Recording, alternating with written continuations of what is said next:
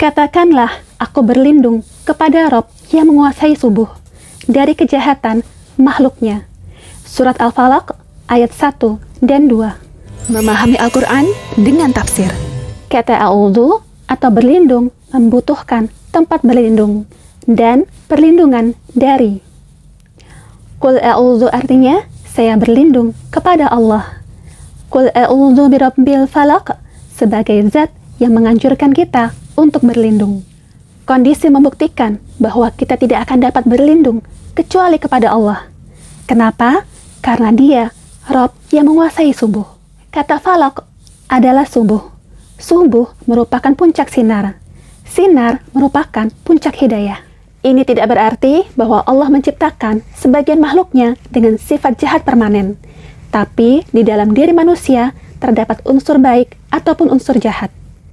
Selanjutnya, bila dilihat dunia hewan, sebagian ada yang dijinakkan oleh Allah, dan sebagian ada yang dibiarkan buas. Semua itu ada hikmah dan berkhidmat bagi manusia. Unta yang besar bisa ditunggangi dan dituntun oleh anak kecil, sedangkan ular yang kecil bisa membuat pria dewasa lari ketakutan. Kenapa ini bisa terjadi?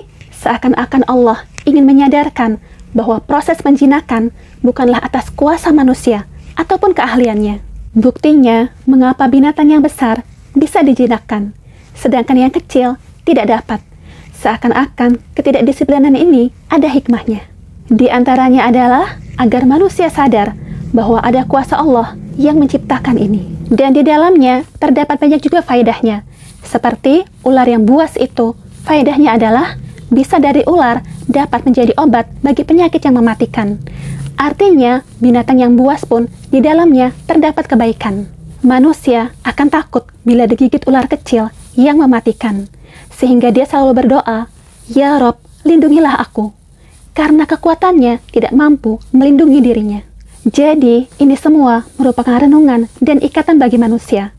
Setiap unsur yang menakutkan yang timbul menyebabkan manusia selalu terkait kepada penciptanya. Bila ingin berlindung dari ini semua, katakanlah, aku berlindung kepada Rob yang menguasai subuh dari kejahatan makhluknya, dan dari kejahatan malam apabila telah gelap gulita, dan dari kejahatan wanita-wanita tukang sihir yang menghembus pada buhul-buhul. Surat Al-Falaq ayat 3 dan 4. Memahami Al-Quran dengan tafsir. Makna ghasyaq adalah malam yang telah larut. Adapun makna waqab adalah gelap gulita. Pada saat itu, manusia mulai berani melakukan tindakan jahatnya. Binatang buas pun mulai berani keluar. Serangga yang mematikan pun mulai bangun. Malam yang gelap membuat pelakunya merasa aman dari penglihatan manusia. Sedangkan siang hari, semuanya terbuka dan jelas. Selanjutnya, dan dari kejahatan wanita-wanita tukang sihir yang menghembus pada buhul-buhul. Para mufasir menafsirkannya dengan para sihir wanita. Kenapa? Apakah tidak ada para sihir pria? Sebagian mufasir mengatakan berlindung kepada para tukang sihir, baik laki-laki maupun perempuan. Pembahasan tafsir surat Al-Falaq ayat 4 insya Allah akan kita lanjutkan pada video selanjutnya. Kita lanjutkan pembahasan tafsir surat Al-Falaq ayat 4. Dan dari kejahatan wanita-wanita tukang sihir yang menghembus pada buhul-buhul. Memahami Al-Quran dengan tafsir. Dalam surat Al-Baqarah ayat 102, Allah Subhanahu wa Ta'ala berfirman, mereka mengikuti apa yang dibaca oleh setan-setan pada masa kerajaan Sulaiman, dan mereka mengatakan bahwa Sulaiman itu mengerjakan sihir. Padahal Sulaiman tidak kafir, tidak mengerjakan sihir. Hanya setan-setan itulah yang kafir, mengerjakan sihir. Dari ayat ini terbukti bahwa di sana ada hakikat yang namanya sihir. Dan sihir ini bukan berasal dari usaha manusia, tapi dari makhluk yang di atas. Merekalah yang mengajarkannya kepada manusia dan membuat sihir ini tersebar di antara manusia. Lanjutan dari surat Al-Baqarah ayat 102 ini adalah mereka mengajarkan sihir kepada manusia dan apa yang diturunkan kepada dua orang malaikat di negeri Babil, yaitu Harut dan Marut. Sedang keduanya tidak mengajarkan sesuatu kepada seorang pun sebelum mengatakan, sesungguhnya kami hanya cobaan bagimu, sebab itu janganlah kamu kafir. Maka mereka mempelajari dari kedua malaikat itu apa yang dengan sihir itu mereka dapat menceraikan antara seorang suami dengan istrinya. Mereka itu ahli sihir, tidak memberi mudarat dengan sihirnya kepada seorang pun kecuali dengan izin Allah. Mereka mempelajari sesuatu yang memberi mudarat kepadanya dan tidak memberi manfaat. Demi sesungguhnya mereka telah meyakini bahwa barang siapa yang menukarnya kitab Allah dengan sihir itu, tiadalah baginya keuntungan di akhirat, dan amat jahatlah perbuatan mereka menjual dirinya dengan sihir. Kalau mereka mengetahui. Kata menukarnya kitab Allah dengan sihir itu seakan-akan ditemukan dalam sihir transaksi. Dan transaksi itu bukan atas usaha manusia, tapi kerjaan makhluk yang di atas. Kenapa? Karena Allah ingin memalingkan kita dari problem bahwa jin walaupun unsurnya lebih ringan dan lebih kuat dari manusia, tapi Allah menetapkan bahwa unsur makhluk itu bukanlah penentu segalanya. Buktinya, Allah mampu memberikan kekuasaan kepada yang rendah untuk menundukkan yang tinggi.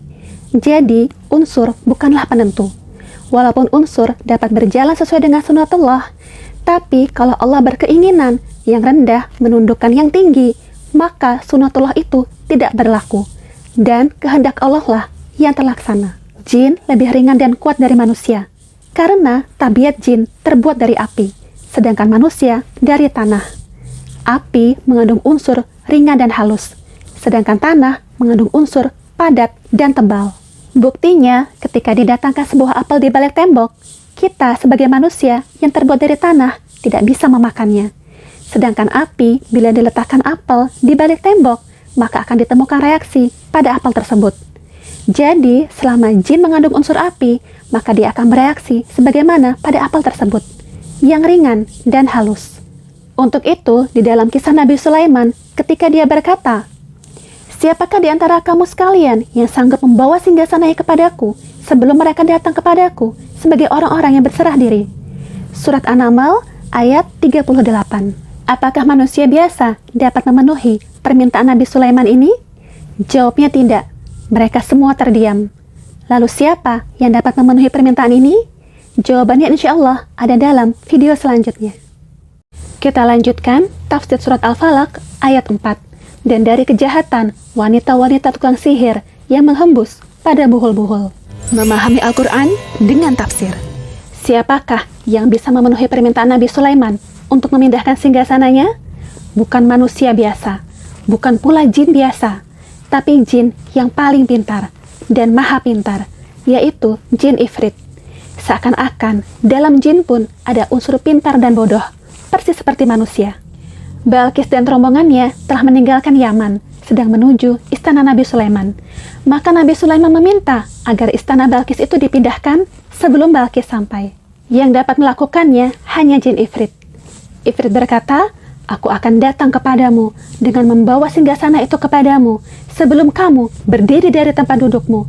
Sesungguhnya aku benar-benar kuat untuk membawanya, lagi dapat dipercaya." Berdiri dari tempat duduk itu memakan waktu 2-3 jam. Itulah biasanya lama waktu manusia mengobrol sebelum akhirnya beranjak dari tempat duduknya. Dan itulah waktu yang dibutuhkan oleh jin Ifrit untuk memindahkan istana. Berkatalah seorang yang mempunyai ilmu dari Alkitab, "Aku akan membawa singgasana itu kepadamu sebelum matamu berkedip." Seorang yang menguasai kitab suci dapat melakukan itu lebih cepat dari usaha jin Ifrit. Itulah Allah yang dapat memberikan kepada yang rendah, manusia, kekuatan untuk melampaui jin. Begitu juga dengan sihir. Apakah jin itu cerdik? Jawabnya tidak. Allah dapat menjadikan manusia menundukkan jin. Kenapa sihir disebut sebagai fitnah atau cobaan? Jawabannya insya Allah ada dalam video selanjutnya. Kita lanjutkan tafsir surat Al-Falaq ayat 4. Dan dari kejahatan wanita-wanita tukang sihir yang menghembus pada buhul-buhul. Memahami Al-Quran dengan tafsir. Kenapa sihir itu fitnah atau cobaan? Karena ketika manusia sudah pintar dengan sihir, ia akan merasa super, dengan kekuatan ekstra, melebihi manusia lainnya. Itulah ujian atau cobaan itu. Dan saat manusia merasa super, ia akan terseret pada kejahatan dan kezaliman. Orang yang tetap ingin mempelajari sihir, mungkin akan berdalih bahwa sihir itu ia gunakan untuk kebaikan. Padahal, ketika seseorang memiliki kekuatan sihir, ia bisa melakukan apa saja dan menyeleweng dari ketentuan Allah. Untuk itu ditemukan bahwa orang yang mempelajari sihir, wujud dan bentuknya menyerupai ifrit. Kondisi hidup mereka miskin. Meskipun mereka bekerja, tapi mereka tetap miskin. Hingga terkadang mereka tidak punya baju untuk dipakai. Saat mati pun tidak ada warisan di rumahnya. Dan anak-anaknya menjadi bahan cercaan. Itu karena ia mengerti betul bahwa ketika ia menerima kekuatan sihir itu, ia pun harus membalasnya dengan setimpal. Meskipun konsekuensinya sangat berat. Dalam sebuah hadis disebutkan, jin menampakkan wujudnya kepadaku hingga aku ingin mengikatnya di tiang masjid untuk dilihat anak-anak di kota Madinah. Jadi, selama jin itu keluar dari bentuk asalnya, maka bentuk yang ia serupai itu akan mengatur dirinya. Maksudnya, kalau ia menyerupai keledai atau manusia, lalu ia ditembak dengan senjata, maka ia akan mati. Ini jaminan Allah bagi kita atas jin. Karena kalau tidak begitu, maka jin atau setan akan meluluh lantakkan dunia dan membuat kita terombang-ambing. Jadi, jin paham betul bahwa ketika ia menyerupai bentuk yang menakutkan, bentuk itu bisa mematikannya. Kalau manusia itu cerdik bahwa jin yang menakutinya akan terpengaruh dengan wujud samarannya, maka daripada ia lari ketakutan, adalah lebih baik ia mengambil senjata atau pedang, lalu memukul jin itu. Wujud penyerupaan yang mengatur hidup jin inilah yang merupakan kasih sayang Allah SWT kepada manusia atas perlakuan jin. Jin akan takut dan lari dari orang yang waspada, dan sebaliknya, ia akan muncul kepada orang yang lengah. Apakah sihir itu mempunyai hakikat? Jawabannya insya Allah ada dalam video selanjutnya. Kita lanjutkan tafsir surat Al-Falaq ayat 4, bagian terakhir. Dan dari kejahatan, wanita-wanita tukang sihir yang menghembus pada buhul-buhul. Memahami Al-Quran dengan tafsir. Apakah sihir itu mempunyai hakikat? Sebenarnya, sihir itu tidak mempengaruhi hakikat sesuatu. Hal ini sudah dijelaskan di dalam kisah Nabi Musa. Nabi Musa memiliki mukjizat dari jenis sihir, karena masyarakat Fir'aun terkenal dengan sihir. Allah Subhanahu wa Ta'ala berfirman di dalam surat Al-A'raf ayat 116. Mereka menyulap mata orang. Seakan-akan sihir itu mengelabui mata orang yang melihatnya. Sedangkan hakikat yang dilihatnya itu tetap tidak berubah. Ketika Nabi Musa melemparkan tongkatnya, sebenarnya Allah tidak sedang mengajarkan sihir kepada Nabi Musa. Tetapi Allah mengajarkan tentang proses berubahnya sesuatu dari hakikatnya semula. Yang berubah pada saat itu adalah tongkat menjadi ular. Sedangkan tukang sihir tidak pernah benar-benar berubah tongkat itu menjadi ular, tapi hanya membuatnya seakan-akan menjadi ular. Allah Subhanahu wa Ta'ala berfirman di dalam surat Toha ayat 67. Maka Musa merasa takut dalam hatinya.